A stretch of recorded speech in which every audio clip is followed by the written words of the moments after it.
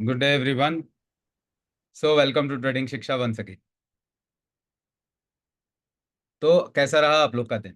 कैसी रही वोलेटिलिटी? कल का हमारा एक ही स्टेटमेंट था, एंजॉय द वोलेटिलिटी। है ना? आपने देखा किस तरह का वोलेटाइल मूवमेंट था मार्केट में। खुलने के बाद एक पॉज था एंड उसके बाद जो वोलेटिलिटी शुरू हुई, चाहे वो नीचे की हो या ऊपर की, बहुत ही अच्छा मूव रहा। And the best part is कि जो लेवल्स हमने कल डिराइव किए थे उन पे word to word, point to point काम होता चला गया।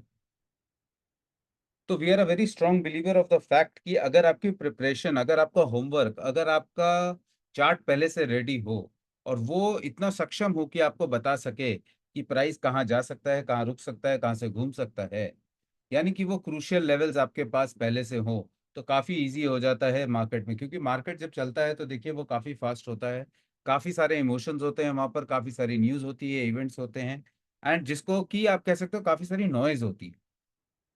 फिर वो नॉइस चाहे आपके अंदर से, आपके इमोशन के थ्रू हो या आपके चारों तरफ के एनवायरनमेंट से आ रही हो, किसी न्यूज के थ्रू आ रही हो, किसी इवेंट के थ्रू आ रही हो, it may be anything. But the most important thing is कि यहाँ पर जब हम ट्रेड करते हैं तो हम अपने हार्ड एंड मनी को इन्वेस्ट करते हैं एंड उससे हम फर्दर कैपिटल क्रिएट करने की कोशिश करते हैं, जिसके वजह से ह्यूमन इमोशंस जो होते हैं ट्रेड में वो काफी हाई होते हैं। ऐसे सिचुएशन में अगर हमारे पास वो लेवल्स पहले से हों तो सिर्फ और सिर्फ प्राइस एक्शन रह जाता है, जिसको हमको स्टडी करना होता है। हमें ये देखना होता है, हमें एक तरह से आप कह सकते हो बातचीत करनी होती है प्राइस से, और हमें उससे ये नेगोशिएट करना होता है कि भाई यहाँ रुकोगे या यहाँ से निकलोगे ऊपर।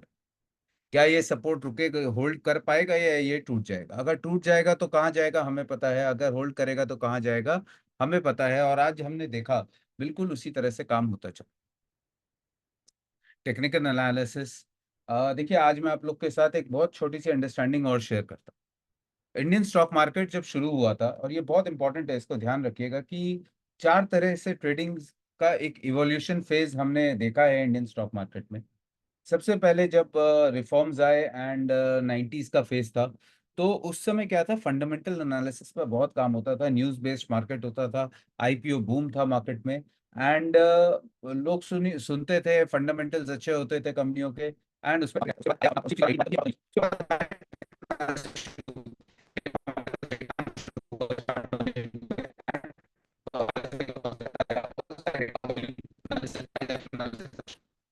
बाद आया phase F N O, future and options का। जब फ्यूचर एंड ऑप्शंस का फेज आया तो जो सबसे बड़ी डिफिकल्टी होती थी टेक्निकल एनालिसिस में कि भाई वॉल्यूम तो दिख रहा है लेकिन यहाँ पर बायर ज्यादा हैवी है या सेलर, क्योंकि कंसोलिडेशन में वो दिखता नहीं है जब तक ब्रेकआउट ना आ जाए।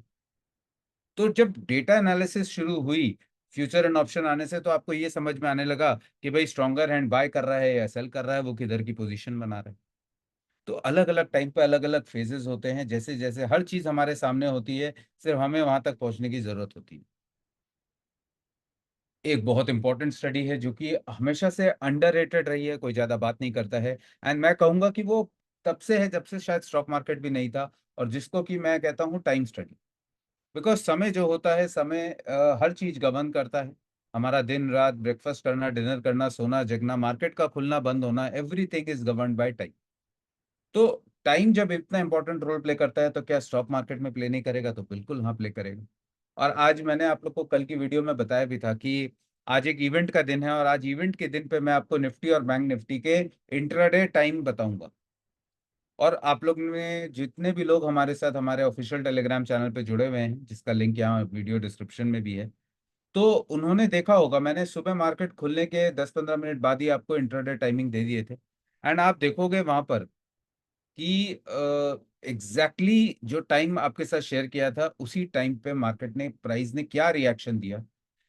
तो बेसिकली होता क्या है, हम सपोर्ट और रेजिस्टेंस बनाते हैं, वो हम बनाते हैं prior historical support and resistance या रिएक्शंस को देख के, एंड उसके अकॉर्डिंग हम प्राइस एक्शन को स्टडी करते हैं।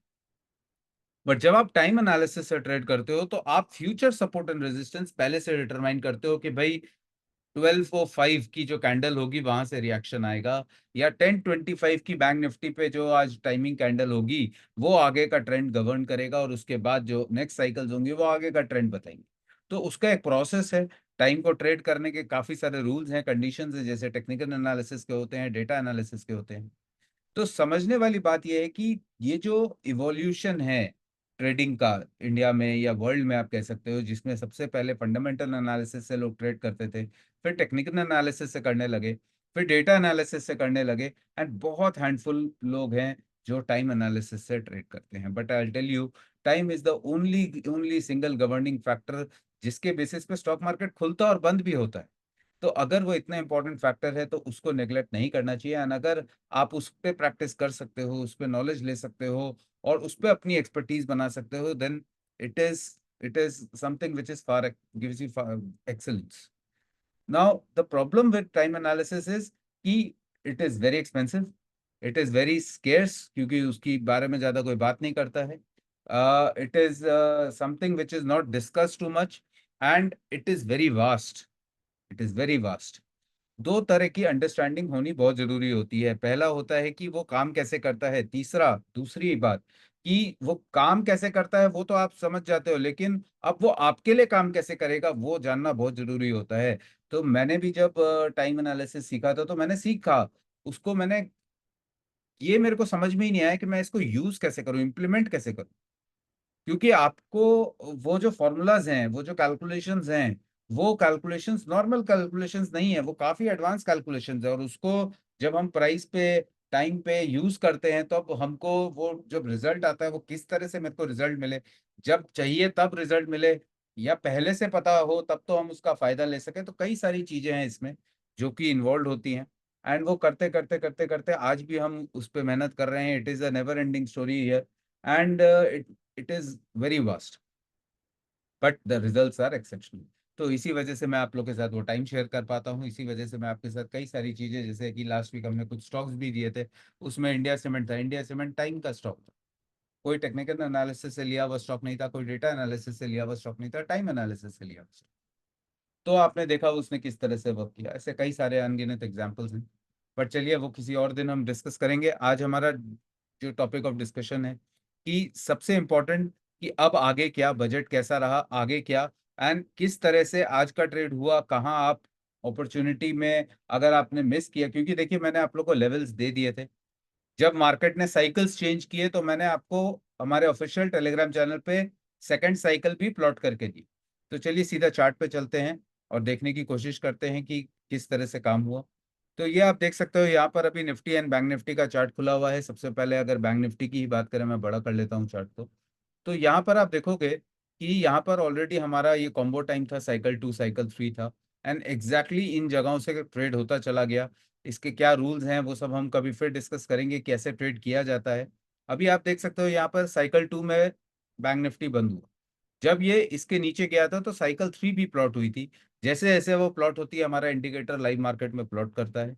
बहुत क्लियरली आप देख सकते हो आज की जब ट्रेड की ओपनिंग हुई थी तो प्राइस यहाँ पर ओपन हुआ था पीआरजी जोन पे, पीआरजी से रिवर्सल लेके वो नीचे आया, यहाँ से वो रिवर्सल लेके फिर पीआरजी तक गया, and finally level two level आप देख सकते हो। जो अंडरस्टैंडिंग हमने आपके साथ शेयर की है उसके हिसाब से काम होता चला, एंड काफी अच्छा मूव हमको देखने को मिला। हमारे सिस्टम्स, हमारे टाइम इंडिकेटर पे 1 मिनट की एक्यूरेसी से काम हुआ आज, एंड 1 मिनट के टाइम फ्रेम पे भी हमको एक स्टॉप लॉस नहीं दिया उसने।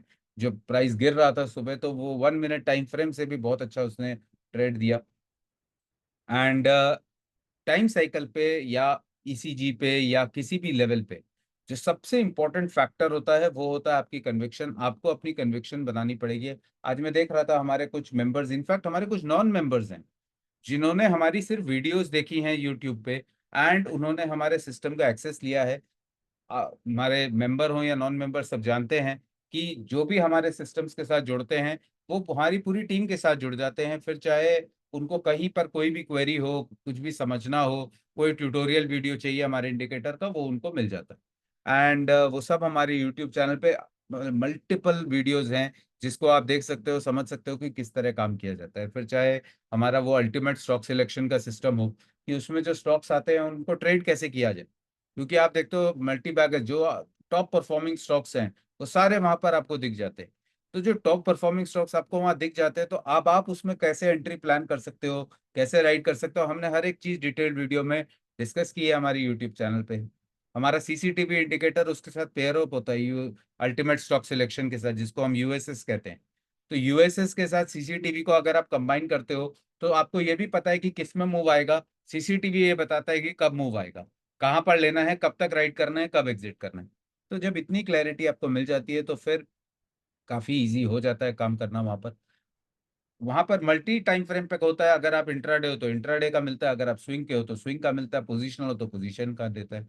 सिमिलरली सीसीटीवी भी आपको एंट्री, राइड एंड एग्जिट तीनों टाइम फ्रेम के अलग अलग हिसाब से दे देता है। तो वो सारी वीडियो, सारे ट्यूटोरियल्स हमारे यूट्यूब चैनल पे हैं। मैं देखता हूँ कि कुछ हमारे इवन नॉन मेंबर्स हैं जो कि काफी अच्छा कर रहे हैं, काफी अच्छी कन्विक्शन उन्होंने बना ली है। ऑप्शन ट्रेडिंग सिस्टम जो है हमारा, वो भी काफी अच्छी कन्विक्शन दे रहा है, क्योंकि वो एक लेमैन के लिए हमने बनाया था। जब उसको डिजाइन किया था तो वो एक लेमैन को ध्यान में रखते हुए बनाया था, क्योंकि मार्केट में जब मूव होता है, मार्केट में जब ये स्विंग्स लगते हैं, इतने हाई इमोशंस होते हैं, जब मार्केट इस तरह से ऊपर जाता है, जब इतनी बड़ी कैंडल नीचे बन के वापस से प्राइस ऊपर आता है, तो कई बार एक लेमैन, कई बार एक मतलब even a learned person can get emotionally confuse कि अभी वो क्या करे। तो ऐसी सिचुएशन के लिए हमने आपको हमारा अल्टीमेट ऑप्शन ट्रेडिंग का सिस्टम दिया है। ऑप्शन ट्रेडिंग का सिस्टम जब डिजाइन किया था तो उसका मेन फोकस ही ये था कि एक लेमैन भी इसको समझ सके, क्योंकि एक चीज जो है बहुत क्लैरिटी से हर कोई जानता है कि रेड मतलब बेरिश है, ग्रीन मतलब बुलिश है। और आप देख सकते हो यहाँ पर हमारा ऑप्शन ट्रेडिंग सिस्टम पे आज जब मार्केट खुला उसके साथ जो पहला सिग्नल था वो यहाँ पर शॉर्ट का ही था, मतलब यहाँ पर सेल का ही सिग्नल था। एंड ये निफ्टी की लाइन है। एंड आप देख सकते हो किस तरह से ये पूरा फॉल उसने कैप्चर किया, यानी कि आपको वो यहीं से राइड करा रहा था। एंड अगर आपने पोजीशंस बनाई थी तो आपने ये पूरे फॉल का मजा भी लिया। जब उसके बाद प्राइस ने ट्रेंड चेंज करना शुरू किया तो सबसे पहले प्राइस साइडवेज हुआ। एंड आप देख सकते हो यहाँ साइडवेज का सिग्नल जनरेट हुआ, और उसके बाद यहाँ पर बुलिश सिग्नल आया। एंड इस पीरियड के बाद जब मार्केट बुलिश था स्पेशली निफ्टी में, तो आपको यहाँ पर वो बुलिश का भी ट्रेड राइट करा रहा था। बेसिकली जो इसके पीछे का कॉन्सेप्ट है वो एग्रेशन मीटर है। What is aggression meter? ये हमारा ऑप्शन को देखने का नजरिया है। ये एक हमारा ऐसा सिस्टम है जिसमें हमने एक अपना नजरिया बनाया है ऑप्शंस को स्टडी करने का, जिसमें हम ऑप्शंस के एग्रेशन को रीड करते हैं। एंड अकॉर्डिंगली हम फिर ये देखते हैं कि प्राइस हमको क्या बता रहा है एंड मार्केट हमको क्या बोलना चाह रहा है, and उसी का हम यहाँ पर डिपिक्शन देते हैं। फॉर एग्जाम्पल यहाँ पर क्या अभी सेंटिमेंट है, साइडवेज है, माइल्ड बुलिश है, बेरिश है, बुलिश है, क्या है वो हमको पता चल जाता है। हमारे फोकस पे कौन सी स्ट्राइक्स है मंथली, हमारे एक्शन एरिया पे कौन सी स्ट्राइक्स हैं। फिर अगर हमको हेज बनाना है तो हम कहाँ हेज बना सकते हैं, कौन सी स्ट्राइक बाई करनी है, कौन सी स्ट्राइक सेल करनी है। तो वो हर एक चीज आपको यहाँ मिलती है। अब जैसे बैंक निफ्टी में साइडवेज है तो आपको दिख रहा है 52,100 की पुट और 51,500 की कॉल, आपको ये दोनों को ही सेल करना है, दोनों रेड कलर में। तो आपको ये क्लियरली बता रहा है बैंक निफ्टी साइडवेज है और आप यहाँ पर ये हेज बना सकते हो। So what we have learned over the years of experience and using the system is that if you go by the system is emotionless। उसको पहले पता है कि प्राइस यहाँ साइडवेज है, उसको पहले पता है कि ट्रेंड चेंज हो रहा है, उसको पहले पता है कि यहाँ बुलिश हो रहा है, उसको पहले से पता था कि आज ये एक बार एक फॉल आना चाहिए। एंड आप देखो किस तरह से वो काम करता है। It is working very well. आप लोग के साथ हमने काफ़ी टाइम से ये शेयर किया हुआ है एंड आप देख भी सकते हो किस एक्यूरेसी के साथ ये काम करता है। एक लेमैन के हिसाब से इसको डिज़ाइन किया गया है। हाँ, जो थोड़ा सा और एक्सपर्टीज लेना चाहते हैं उनके लिए अभी हमने रिसेंटली हमारे ऑप्शन के, डायनेमिक ऑप्शन के, निफ्टी बैंक निफ्टी के ऑप्शन चेन रिलीज किए हैं, जिसमें मल्टी एक्सपायरीज का एनालिसिस आप एक साथ कर सकते हो, current expiry and monthly expiry को एक साथ देख सकते हो, और ओटीएस का सिग्नल भी अब आपको यहीं पर मिल जाता है। सारी ट्यूटोरियल वीडियोस हमारे वेबसाइट पे हैं तो उनको आप वहां से आराम से देख सकते हो। सीडीआई का डेटा आज सुबह से ही अगर आप देखोगे निफ्टी का डेटा बेयरिश था। The stronger hands were selling aggressively. And यहाँ से आप उसका डेटा एक्सेस कर सकते हो। एंड वो आपको काफी क्लियरली ये बता देता है कि जो स्ट्रॉन्गर हैंड्स है वो आज क्या करना चाहते हैं। सो इसकी भी वीडियो हमारी अवेलेबल है, आप उसको वहां से इजीली देख सकते हैं। आज का जो बजट रहा उसमें अगर हम देखने की, समझने की कोशिश करें तो गवर्नमेंट का जो मेन फोकस हमको दिखा वो इसमें दिखा कि आम पब्लिक जो इनकम डिस्पैरिटी है इंडिया में, वो कहीं ना कहीं सॉल्व हो। बिकॉज अगर आम आदमी के हाथ में पैसा कुछ आता है तो उसका मल्टीप्लायर इफेक्ट काफी बड़ा होता है जो इकोनॉमी में देखने को मिलता है। एंड कहीं ना कहीं because kind of a coalition government form हुई है, so we had seen some biasness towards that in the budget also. But वो एक्सपेक्टेड गाइडलाइंस पे ही था, so nothing much to worry. दो तीन चीजें जो यहाँ पर इकोनॉमी के पॉइंट ऑफ व्यू से समझने वाली हैं वो बहुत इंपॉर्टेंट है, जिसको हमको यहाँ पर समझना चाहिए। बिकॉज जब आगे चल के हम अपना सेक्टर रोटेशन फाइंड करेंगे तो इसकी एक हो सकता है वीडियो हम बनाएंगे कमिंग वीकेंड में, जिसमें मैं आने वाले सेक्टर के बारे में बात करूंगा। तो उसमें क्या है कि आपको ये जानना बहुत ज़रूरी होता है कि गवर्नमेंट स्पेंडिंग क्या है। कभी आपने सोचा है कि जो लास्ट रन हमको डिफेंस में रेलवेज़ में या इन सब स्टॉक्स में देखने को मिला वो क्यों आया? ये इतना पैसा यहाँ पर क्यों आया अचानक से? क्यों इस सेक्टर में इतना बड़ा बूम आया कि इतने मल्टीपल टाइम्स स्टॉक भाग गए ऊपर? पावर सेक्टर इतना तेज़ भागा, तो क्यों भागा? इन सब चीज़ों को समझना चाहिए। तो इसका जो मेन रूज़ कॉट जो कॉज़ होता है, वो होता है गवर्नमेंट स्पेंडिंग, क्योंकि इकोनॉमी में पैसा गवर्नमेंट लेके आता है। The best part right now is that the Indian government is having very good amount of cash in hand because this is an election year। तो इलेक्शन ईयर में होता क्या है कि इनिशियली जो first half of the year होता है उसमें कोई कैपेक्स नहीं होता, कोई कैपेक्स एक्सपेंडिचर्स नहीं होते इधर। तो अगर कैपिटल एक्सपेंडिचर्स नहीं होंगे तो गवर्नमेंट के पास वो कैश रिजर्व्स हो जाते हैं। Plus we recently know that the RBI has given a very good bonanza dividend to the central government, तो वो भी लगभग 2 लाख करोड़ के ऊपर वो लोग बैठे हैं। And they are having this capex also जो नहीं हुआ है यू, सो बहुत huge amount of surplus amounts हैं which can ease the fiscal deficit also to a large extent, जिसके बारे में आज थोड़ा सा टच भी हुआ। एंड गोइंग फॉरवर्ड जो इंफ्रास्ट्रक्चर पे स्पेंड होता है that can increase a lot. So अगर इंफ्रास्ट्रक्चर पे फिर से स्पेंडिंग आती है, रूरल स्पेंडिंग आती है, चाहे फिर वो मनरेगा के थ्रू हो या आवास योजना के थ्रू हो, तो वो कहीं ना कहीं इनडायरेक्टली मल्टीप्लायर इफेक्ट लेके आती है इकोनॉमी में। क्योंकि आज आवास योजना को आप बढ़ाओगे तो वहां से क्या है, सीमेंट सेक्टर हो गया, आपका पूरा मैन्युफैक्चरिंग मतलब बैंकिंग सेक्टर हो गया, जो हाउसिंग फाइनेंस को जो बैंक हाउसिंग फाइनेंस करते हैं, प्राइवेट भी करते हैं पब्लिक भी, तो उन सबको बेनिफिट होगा। तो इन सब चीज़ों का मल्टीप्लायर इफेक्ट इकोनॉमी में आता है और वो आएगा। तो going forward because of the cash reserve that the central government is holding on to, हमको ये दिख रहा है कि आने वाले टाइम पे एक बहुत अच्छा मूव मार्केट में आना चाहिए, एक नया इमर्जिंग सेक्टर मार्केट को मिलना चाहिए, and जिसके बारे में हम बात करेंगे हमारे वीकेंड के वीडियो में। But overall the budget was satisfactory, the government has tried to manage and please everybody through it. हाँ, कुछ कैपिटल गेन्स एंड एसटीटी को लेके शिकायतें रहीं, but that is a you can say a part and parcel of the game. आपको कुछ देना पड़ता है कुछ लेने के लिए। So I don't think that would cause much of a problem, but then obviously it pinches because then you have to let go of a part of your profit, but it is, as I said, a part and parcel of the entire journey. So we have to take it with a smile on the chin and nothing to worry much about it। आप अपने trade पे, अपने trade plan पे focus करिए। Ultimately profit आएगा, profit बढ़ेगा तो उसी में से कुछ देना है, अपने घर से तो कुछ नहीं देना है, ना हमारे घर से कोई कुछ ले रहा है।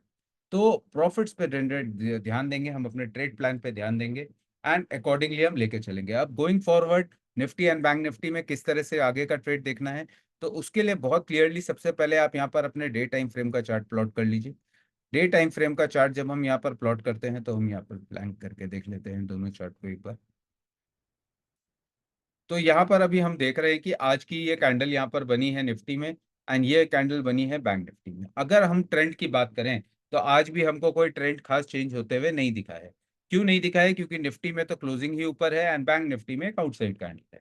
सो इन दिस पर्टिकुलर केस अगर यहाँ पर जब तक ये जो आज एक बड़ा हमको यहाँ से रिजेक्शन देखने को मिला है, this level is holding, that is 24,100 के आसपास का लेवल है।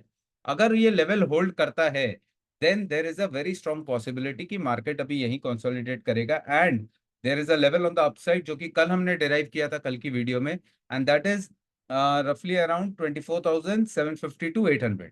तो 24,750 टू 800 को मार्केट एक बार अटेम्प्ट करना चाहेगा, एक हो सकता है नया ऑल टाइम हाई लगाना चाहेगा।